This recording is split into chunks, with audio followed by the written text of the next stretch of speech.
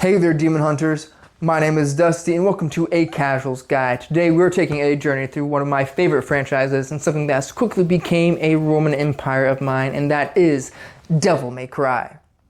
Now, there's a lot that I can't wait to talk to you about with this franchise, so let's go ahead and dive right into what is Devil May Cry. Well, Devil May Cry is a video game franchise created by Capcom, well known for its hack and slash fast-paced action, its characters, its story, and its rockin' music. The games largely follow Dante, who is a demon hunter, who is a half-human, half-demon hybrid, and he fights against the demons much like his father did in the past. Now, the game was originally created by Hideki Kamiya, who kind of took the game and kind of developed into its own thing. Now, it was originally supposed to be a sequel to Resident Evil 3, but over the course of the game's development, it quickly became into something else. So Kamiya took that and turned it into what we know as Devil May Cry today. Now, Devil May Cry does pay a bit of homage to Resident Evil, and that it has a gothic setting largely, has grotesque monsters, and it has fixed camera angles, especially in the first 4 games. Now, a fixed camera angle is where the camera is just in one spot and it's not following the characters. Now, of course, Devil May Cry has separated itself from Resident Evil in that it is an action game, so you're fighting quickly, you're performing combos, and you're fighting those demons up across. It's not survival horror, it's very much of an action game. So Devil May Cry quickly became its own thing, quickly became successful. So Capcom quickly went to making a sequel game, but instead of bringing Kamiya back on for that sequel, they brought in a whole new team. And 2 was largely under the direction of Hideki Itsuno, who has since then been at the helm of Devil May Cry over the years, being responsible for the direction of 3, 4, and 5 as well. While 2 is a bit of considered a black sheep and kind of left a bad taste in fans' mouths, Devil May Cry 3, Dante's Awakening, quickly reignited and brought Devil May Cry back to life and kind of brought back to a lot of what we know the franchise for, which is its stylish action, its humor, and its stylish combat as well, and its rockin' music.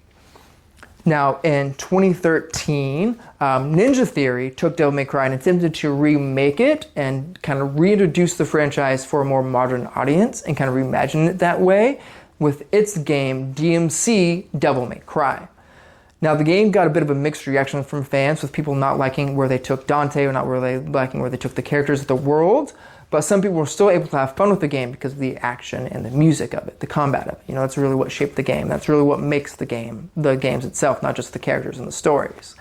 But we'll talk more about DMC Devil May Cry when we get to that part of the game. Now, my history with Devil May Cry starts back in the 2010s. Now, I kind of knew of Dante just from other games and just kind of his presence and gaming culture, but I didn't really know who he was or what Devil May Cry was, and so I started watching Maximilian Dood play through the games. And from ever since then, my interest was kind of sparked and curious. So I went to my Xbox 360, I went to the Microsoft Store, and I bought Devil May Cry 4. And ever since then, when I got to playing through that game, I've been hooked. Introduced me to this new character named Nero, who kind of had Dante's sass, but Virgil's seriousness, and he had this really cool sword, and I just fell in love. And Nero quickly became a comfort character of mine, and I've been hooked with the franchise ever since. Now, there's a lot that we're going to be talking about with this franchise, including the video games, of course, obviously, but we're also going to be talking about the 2 video game anime adaptations as well. And I'd also love to talk about the novels and the manga, which largely aren't really available outside of Japan, but the fans quickly came together and provided translations for it. If you're all interested, I'd love to take a look at the stage play that they did of Devil May Cry, just because I am super curious about how they made Devil May Cry a stage play. I just want to see what they did with all of that. But clearly there's a lot that we need to talk about and that we get to talk about with Devil May Cry, and I'm super excited to be going on this journey with you all. So thank you all so much for watching. Don't forget to like this video and comment down below about which aspects of Devil May Cry you're excited for me to take a look at, or even how you know Devil May Cry, how it came kind of into your sphere of wondering. And then don't forget to subscribe to the video and flip that bell icon, so that way when I do upload a video, you not only can see it, but you get notified as well. Again, thank you all so much for watching. If no one has told you in a while, I am proud of you and you are loved. Keep on rocking, rock stars. Love ya. Mwah.